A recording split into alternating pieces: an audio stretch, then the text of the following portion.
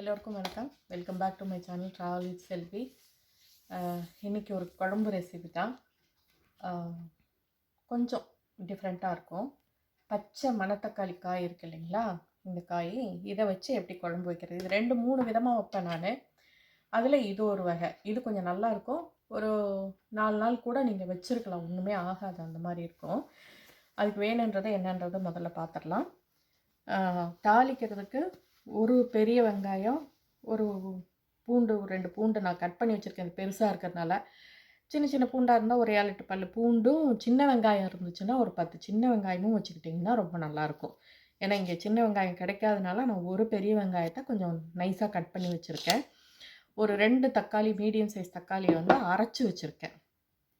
அது கூட மஞ்சள் தூள், மிளகாத்தூள், தனியாத்தூள், கொஞ்சம் வெல்லம் தூள், ஆஸ் யூஷுவல் உப்பு, அப்புறம் புளி பார்த்தீங்கன்னா ஒரு எலுமிச்சம்பழம் அளவுக்கு இந்த சைஸுக்கு நான் சுடு தண்ணியில் ஊற வச்சு வச்சுருக்கேன். இது கூட கொஞ்சம் தேங்காய் துருவலும் கசகசாவும்.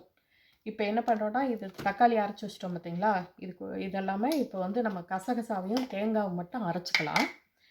ஒரு இந்த குட்டி ஸ்பூனில் ஒரு 2 ஸ்பூன் அளவுக்கு போட்டாலே போதும். எப்பயுமே அந்த புளிக்குழம்புக்கு அந்த கசகசா போட்டோம்னா அந்த புளியோட சூடு கொஞ்சம் குறையும். அதுக்காக வேண்டி போடுறது. தேங்காய் போடலாம். தேங்காய் வந்து நம்ம வீட்டில் போடுறதா இருந்தால் நம்ம தேவைக்கு தகுந்த மாதிரி ஒரு அரை மூடி அந்த அளவுக்கு போட்டுக்கலாம். இங்கே வந்து மூடி கணக்கெல்லாம் சொல்ல முடியாது.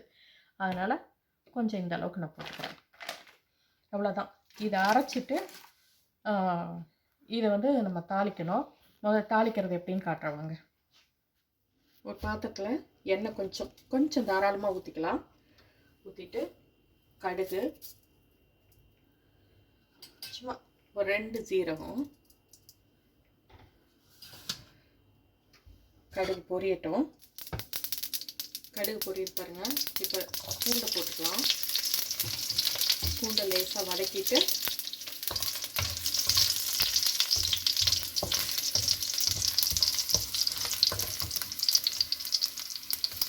வெங்காயம், கருவேப்பிலை. ரொம்ப சிம்பிள் தான் இது, ஆனால் ரொம்ப டேஸ்ட்டாக இருக்குங்க.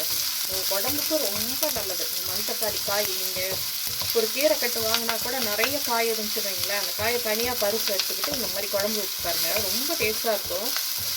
அதுவும் வச்சுட்டா ஒரு 3-4 நாளைக்கு கூட அந்த குழம்பு நல்லாயிருக்கும். நல்லா சூடு பண்ணி சிந்த விட்டு எடுத்து வச்சிங்கன்னு வைங்களேன், அவ்வளோ டேஸ்ட்டாக இருக்கும் அந்த குழம்பு. கசப்பெல்லாம் தெரியாதுங்க. கசப்பு தெரியும்னு நினைக்காதீங்க, கசப்பு தெரியாது. தெரியாத மாதிரி வைக்கணும் நம்ம, அதுதான் அதில் தான் இருக்குது. வெங்காயம் நல்லா வதங்கிடுச்சு இல்லைங்களா, வெங்காயம் நல்லா வதங்கினதும் இப்போ நம்ம வந்து மணத்தக்காளி காய் போட்டுக்கலாம்.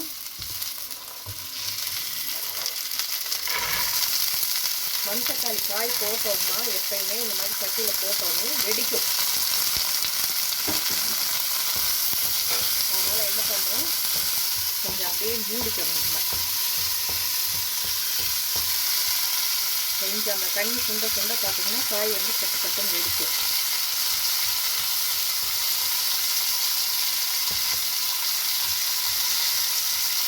கலர் மாறி வரும் காய் நல்லா. பச்சை கலராக போட்டுது, இப்போ அப்படியே கலர் மாறிக்கிட்டே வருது பார்த்தீங்களா, நல்லா கலர் மாறி வரணும். அந்த கலர் மாற காய் வெடிக்க ஆரம்பிச்சிடும். தெரியுதான்னு தெரியல உங்களுக்கு, காய் வெடிக்கிறது தெரியுதா உங்களுக்கு? வெடிக்குது.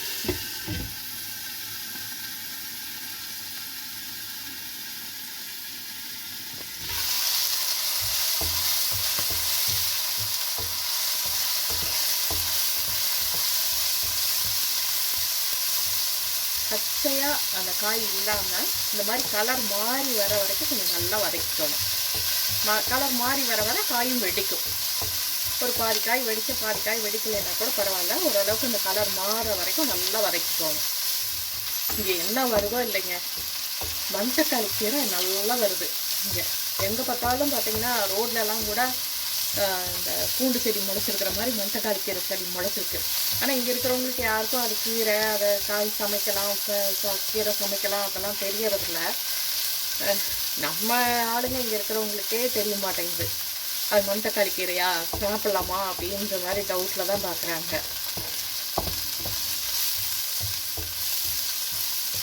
அதுதான் ஆல்மோஸ்ட் எல்லாமே வதங்கிட்டு பாருங்க. வெங்காயமும் நல்ல இந்த கலர் வந்துச்சு இல்லைங்களா? இப்போ என்ன பண்ணால் நம்ம வந்து அரைச்சி வச்சிருக்க தக்காளி ஊற்றிடுவோம்.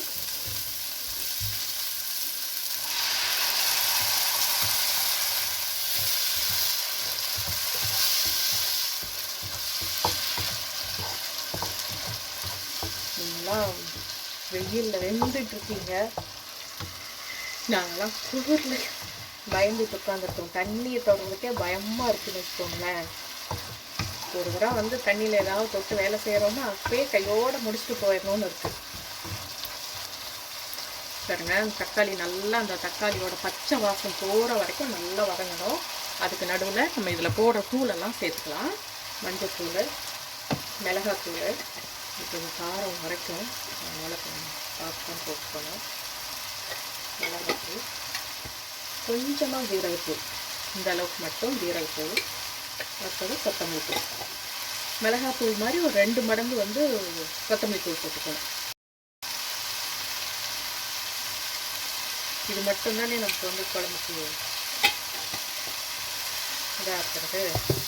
பார்த்தீங்களா, தக்காளி நல்லா கலர் மாறிடுச்சு. பார்த்தீங்களா, அந்த பச்சை வாசம்லாம் போய் வருது. இது கூட உப்பு சேர்த்துக்கலாம். குழம்புக்கு வேணுங்கிற அளவுக்கே போட்டுக்குவோம். இப்போ வரைக்கும் நான் இந்த அளவுக்கு போடுறேன், பத்தலைன்னு பார்த்துக்கலாம்.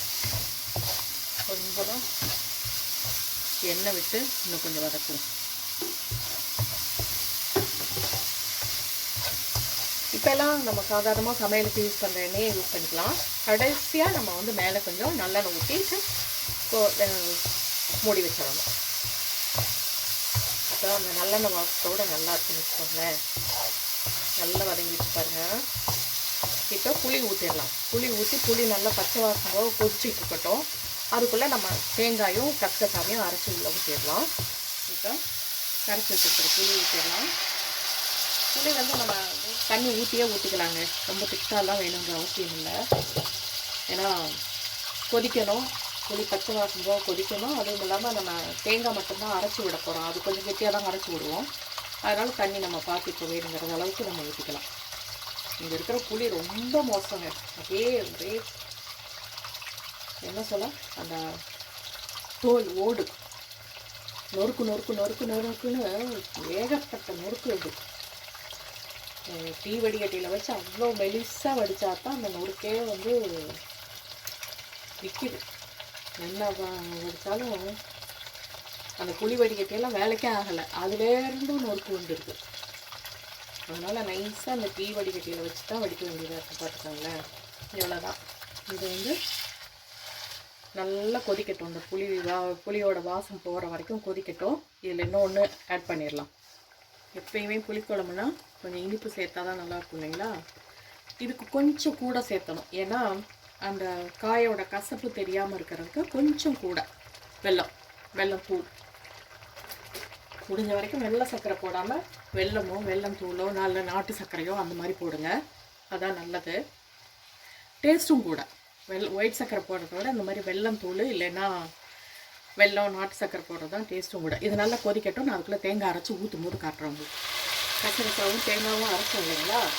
இதை வந்து ஊற்றிடலாம். நல்லா குழம்பு நல்லா அந்த புளி நல்லா திக்காகிற வரைக்குமே நான் விட்டுட்டேன். குழம்பு கொஞ்சம் திக்காக இருக்கட்டும்ன்றதுக்காக.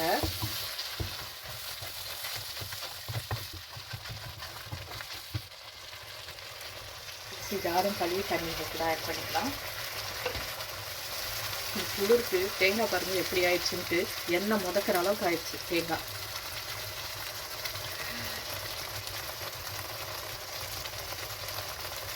அவ்வளோதான்.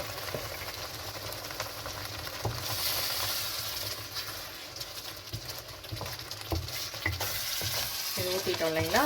ஊற்றிட்டு கூட கொஞ்சம் நல்லெண்ணெய் ஊற்றிடலாம். நல்லெண்ணெய் ஊற்றி கொஞ்சம் நல்லா எண்ணெய் பிரிஞ்சு வர மாதிரி தெரிகிற வரைக்கும். இது ரொம்ப கொதிக்க வேணுன்ற அவசியம் இல்லை. உங்களுக்கு தேங்காயும் கசகசாவும் ரொம்ப பச்சை வாசம் அடிக்காது. தேங்காய் ஊற்றுறதுக்கப்புறம் ரொம்பவும் கொதிக்கவே கூடாது. அதனால்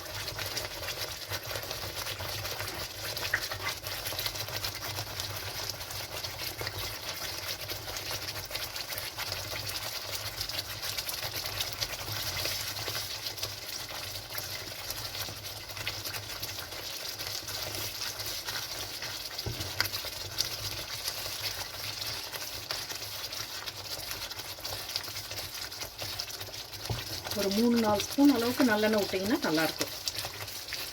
நம்ம சாப்பிடும்போது சாப்பாட்டில் தனியாக கலந்து சாப்பிட வேண்டாம் நல்லெண்ணெய். அப்படியே இந்த எண்ணெயுமே போதும்னு வச்சுக்கோங்களேன்.